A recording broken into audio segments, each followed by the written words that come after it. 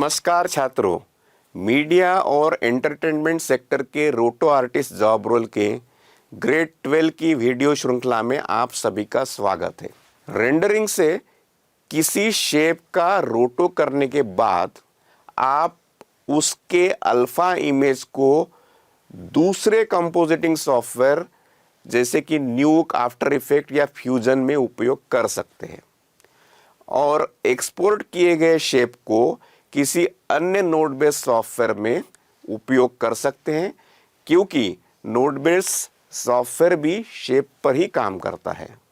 तो आइए चलिए प्रैक्टिकल डेमोन्स्ट्रेशन से हमने जो रोटोस्कोपिंग के लिए बोर्ड शेप को एक्सट्रैक्ट किया था उसे रेंडर करके देखेंगे और एक्सपोर्ट करके देखेंगे। तो सबसे पहले स्टूडेंट्स आप एक चीज़ नोटिस करेंगे, हमने यहाँ पे लास्ट वीडियो में जो ये बोट है इसको पूरा रोटो किया था, राइट। अब हम इसको एक्सपोर्ट करेंगे और इसको रेंडर करेंगे। चलिए चालू करते हैं। तो सबसे पहले हम रेंडरिंग को क्यों यूज़ करते हैं? रेंडरिंग इसलिए यूज़ की जाती है कि जो हमने ये रोटो किया है इसका जो अल्फ़ा है हम उसको किसी और कंपोजिटिंग सॉफ्टवेयर में यूज़ कर सकें, जैसे कि आफ्टर इफेक्ट या फिर न्यूक या फिर आपका फ्यूजन। और अगर हम यहाँ पे एक्सपोर्ट करते हैं शेप्स को तो वो हम नोड बेस्ड सॉफ्टवेयर के अंदर यूज़ कर सकते हैं इजीली, क्योंकि वो भी शेप पे ही काम करता है। तो अगर हमको इसको रेंडर करना है तो आप सेशन में जाके देख सकते हैं, यहाँ पे रेंडर सेशन लिखा हुआ है, राइट। हम इस पे क्लिक करते हैं तो क्लिक करने के बाद यहाँ पे रेंडर आएगा, ऑल नोड्स, सिलेक्टेड नोड्स, मतलब हम स्टार्ट टू एंड तक सारे नोड्स का रेंडर करेंगे या फिर हम किसी भी नोड को सिलेक्ट करके रेंडर कर सकते हैं। सेकंड है इसका आउटपुट स्टार्ट फ्रेम, मतलब ये कहाँ से स्टार्ट होगा, तो जो है ये 0 फ्रेम से स्टार्ट कर रहे हैं। फील्ड हेल्डिंग्स, मतलब इसके अंदर कोई फील्ड है क्या, जैसे कि अपर फील्ड होती है, लोअर फील्ड होती है, तो वो इसमें नहीं है। रेजोल्यूशन 1:1, मतलब रेजोल्यूशन क्या है, ये क्वालिटी है, जो उसकी रियल क्वालिटी है उसी का रेंडर करेगा, यस उसी का रेंडर करेगा। वैसे ही 4:1 है, 3:1 है, मतलब ये क्वालिटी गिराता जाएगा, राइट। देन यहाँ पे प्रीव्यू है, प्रीव्यू मतलब जब हम इसको रेंडर करेंगे तो हमें हमारा प्रीव्यू दिखना चाहिए। यहाँ पे आपको रेंज मिलेगा, मीन्स आपको कितने फ्रेम का चाहिए, आपको कंप्लीट चाहिए, कुछ आपके हिसाब से कुछ आपको कस्टम रखने तो वो रख सकते हैं, या फिर वर्क रेंज है उसके हिसाब से। तो यहाँ पे जो डेटा विंडो है वो सेशन की है, सेशन मतलब जो हमने सेशन किया है उसका विंडो है पूरा, और यहाँ पे आप रेंडर कर सकते हैं। नॉर्मली ये रेंडर ऑप्शन यूज होता है आउटपुट के साथ, राइट। यहाँ पे आप आउटपुट देख रहे हैं, ये रेंडर सेशन जो रेंडर है वो इस आउटपुट के साथ ही यूज होगा, मतलब हम इस आउटपुट में जो भी चेंजेस करेंगे वो हमें रेंडर ऑप्शंस के अंदर भी मिलेंगे। कैसे, जैसे कि हमने यहाँ पे लिया, इसको डबल क्लिक करते हैं और यहाँ पे आउटपुट के पैरामीटर पे आते हैं, तो यहाँ पे बोलता है फॉर्मेट, राइट। तो हमने लिख दिया OpenEXR। तो यहाँ पर सेशन में अगर आप रेंडर पे जाएंगे तो यहाँ पे देखिए फॉर्मेट का ऑप्शन नहीं है, लेकिन जैसे ही आप इसको अप्लाई करते हैं या फिर मैं इसको रेंडर करता हूँ, इससे मैं इसको रेंडर कर दिया, पूछने लगा कि output has an empty path, क्योंकि यहाँ पे हमने कोई पाथ नहीं दिया है, राइट। आउटपुट के अंदर कोई पाथ नहीं है, इसलिए वो यहाँ पे ये एरर दिखा रहा है कि यहाँ पे कोई पाथ नहीं है, पाथ डालिए उसके अंदर, राइट। तो सेम है कि रेंडर है हमारा आउटपुट के साथ काम करता है। तो यहाँ पे हमें कौन सा फाइल फॉर्मेट चाहिए, स्पेशली हम अल्फ़ा यूज़ करते हैं तो हम वो वाले फॉर्मेट यूज़ करेंगे जिसके अंदर हमें अल्फ़ा मिलेगा, जैसे कि OpenEXR है, हमारा DPX है, हमारा टार्ग है, हमारा टिफ है, हमारा PNG है, जो कि हमारे पास ट्रांसपेरेंसी देता है ये हमको। सेम एज हम JPEG यूज़ करें नहीं, क्योंकि JPEG के अंदर क्या है, वो कंप्रेस फॉर्मेट है, उसके अंदर हमें अल्फ़ा नहीं मिलता है। यहाँ पे कंप्रेशन कैसे चाहिए, आपको जिप चाहिए, क्योंकि आप जो भी फॉर्मेट लेंगे उसके हिसाब से उसका कंप्रेशन काम करेगा। देखिए यहाँ पे कंप्रेशन नहीं आया टारगा में, लेकिन EXR के अंदर आ रहा है। सेम एज आपको यहाँ पे क्या इसका पाथ देना है, मतलब ये जो रेंडर होगा वो कहाँ पर सेव करना है हमको, हम दे सकते हैं। मेटाडेटा है इसके अंदर, चैनल्स हैं, मतलब आपको अपनी फाइल में RGB दिखाना है, अल्फा दिखाना है, डेप्थ दिखाना है, जो भी चीज़ आपको चाहिए आप इस पर क्लिक कर सकते हैं। व्यूज़ में बोथ है यहाँ पे, या लेफ्ट राइट, मतलब अगर आपको स्टीरियोस्कोपी का व्यू करना है तो यहाँ पे लेफ्ट राइट एंड बोथ तीनों के ऑप्शन दिए गए हैं। और यहाँ पे सैंपल्स हैं जो कि इसका दिया गया है कि इसका नेमिंग कैसा होने वाला है, राइट। तो चलिए एक रेंडर करके देखते हैं अपन। तो सबसे पहले हम इस बोट को देखते हैं कि हमारी बोट ये है और इसको हमने जब रोटो किया था ये कुछ इस टाइप से थी, राइट। तो हम इसके लिए सबसे पहले फाइल पे जाते हैं और यहाँ पे हम इसको पाथ देते हैं। तो हमारे पास पाथ है इसके अंदर और यहाँ पे हम टाइप करते हैं बोट रेंडर, राइट। और यहाँ पे हमने इसको सेव कर दिया। देखिए सेव हो रहा है नहीं, क्योंकि हमने यहाँ पे कुछ नेमिंग दी, बोट रेंडर, राइट। ये हमारे पास आ गया है, सेव कर दिया। सेव करने के बाद हमें इसको देना है टारगा फॉर्मेट, क्योंकि टारगा आरजीबी के साथ अल्फा भी लेगा, राइट।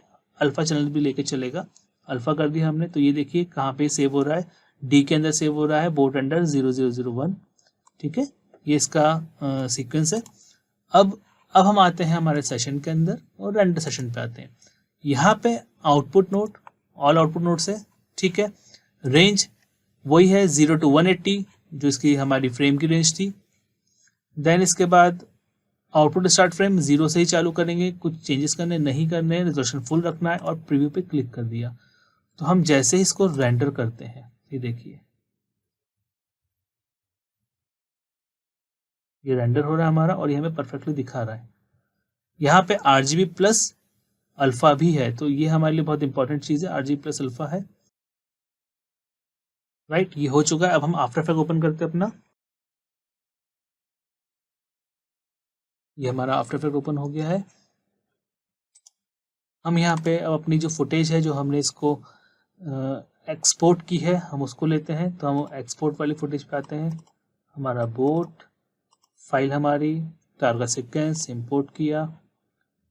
यहाँ पे हमको चेक करना है कि इसके अंदर अल्फा है, कि इसको अप्लाई करना है कि नहीं करना है, क्योंकि जो प्री मल्टीप्लाइड हम यूज़ करते हैं उसका मतलब ये होता है कि आरजीबी के ऊपर अल्फा अपनी ट्रांसपेरेंसी अप्लाई कर देता है और वो कटिंग करके देता है। तो यहाँ पे देखिए हमें अब हमारी सिंपल बोट मिल रही है, राइट। और आप इसका अल्फा चेक कर सकते हैं। यहाँ पे हम इसका अल्फा देखेंगे तो हमें प्रॉपर अल्फा मिल रहा है। तो स्टूडेंट्स ये एक तरीका है जिससे हम इसको यूज़ कर सकते हैं। अब यहाँ पे रेंडर का ऑप्शन है, ठीक है। अब आप इस इमेज को कहीं भी यूज़ कर सकते हैं। जैसे कि मैं इसके पीछे कोई भी बैकग्राउंड लगा दूं तो वहाँ पे मैं इस बोर्ड को यूज़ कर सकता हूँ। उसको हम नेक्स्ट क्लास में करेंगे, लेकिन अभी करंटली हम आते हैं कि सेलआउट के अंदर जो हमारा सेलआउट एफएक्स है, इसके अंदर और क्या है। तो रेंडर तो हमें इजिली मिल चुका है। अब हम चालू करेंगे एक्सपोर्ट करना। तो आप यहाँ पे चेक करिए, एक्सपोर्ट है, यहाँ पे न्यूक का शेप लिखा हुआ है, लिखा न्यूक 9+ शेप। जैसे ही हम इसको एक्सपोर्ट करते हैं तो ये पूछेगा कि आपको कहाँ पे एक्सपोर्ट करना है। हमने कहा सेलआउट एफएक्स के अंदर एक्सपोर्ट करना है। यहाँ पे हम चालू करते हैं, नाम लिख देते हैं हम लोग BOAT बोट शेप्स, राइट। जैसे ही हमने इसको सेव किया, नो शेप सिलेक्टेड आ रहा है। क्यों आ रहा है? क्योंकि हमने अभी तक शेप सिलेक्ट ही नहीं किया है, राइट। तो शेप कहाँ मिलता है? शेप मिलता है हमें हमारे ऑब्जेक्ट लिस्ट के अंदर, राइट। हमारे ऑब्जेक्ट लिस्ट में वही शेप मिलेगा। क्लिक किया, ये देखिए ये हमारे शेप सारे के सारे। तो हम इसके ऊपर अपने पूरे शेप सिलेक्ट कर सकते हैं जितने भी हमारे पास शेप हैं। तो अगर आप नोटिस करिए यहाँ पे सबके अंदर एक एक शेप है। तो बेजियर 2, 3, 4 and 5 ये हमारे शेप सिलेक्ट हो चुके हैं, राइट।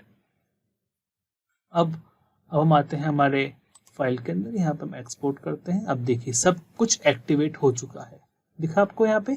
पहले सिंपल था, अब यहाँ पे जैसे शेप सिलेक्ट हुआ ये एक्टिवेट हो गया है। अब यहाँ पे आप क्या कर सकते हैं, देखिए यहाँ पे फ्यूजन के लिए शेप निकाल सकते हैं आप। जीमा शेप है, न्यू 5 के साथ शेप है, 6.29 है, शेक है, सेलुलर शेप भी है। अब सेलुलर शेप को भी आप यूज कर सकते हैं। आपको जहाँ पे सेव करना है, जैसे मैं यहाँ पे बोट शेप्स ले लेता हूँ, सेव किया। ये पूछ रहा है the selection contain one or more transformed object but the parent layer is not selected. जो उसकी पेरेंट लेयर है वो सिलेक्टेड नहीं है। हमने कहा यस, तो भी निकाल देते हैं। तो ये अब हमारा क्या हुआ, यहाँ पे अब इसके अंदर हमें इसके शेप्स एक्सपोर्ट करके मिल गए, राइट। तो अब आप ये देखिए, तो यहाँ पे बोर्ड शेप का हमें मिल चुका है, ठीक है। तो ये तरीका है यहाँ पे सेलुलर एफएक्स के अंदर कैसे शेप एक्सपोर्ट करते हैं। और हम मोस्टली काम न्यूक में करते हैं, क्योंकि न्यूक हमारा एक बेसिक कंपोजिटिंग सॉफ्टवेयर है जो कि एडवांस फॉर्म में यूज होता है। और सेलुलर एफएक्स के जितने भी शेप है वो न्यूक इजिली रीड कर लेता है, राइट। तो हम इसको न्यूक फाइल में निकाल सकते हैं, एनके की फाइल आएगी हमारी और यहाँ पे हम न्यूक फाइल को यूज़ कर सकते हैं। तो स्टूडेंट्स यही तरीका है इसके अंदर इसको एक्सपोर्ट करने का। अब हम जो इसको एक्सपोर्ट किया है उसका अब हम मैट में यूज़ कर सकते हैं या उसको कंपोजिट कर सकते हैं। तो प्रिय छात्रों, आपने इस वीडियो में देखा होगा कि रोटोस्कोपिंग से जो बोर्ड शेप की एक्सट्रैक्ट की हुई ऑब्जेक्ट था उसे हमने कैसे रेंडर किया और कैसे एक्सपोर्ट किया। अगले वीडियो में हम शेप्स को एक्सपोर्ट और इंपोर्ट करना बताएंगे। तब तक इसकी प्रैक्टिस करते रहिए और सीखने का आनंद लीजिए। धन्यवाद।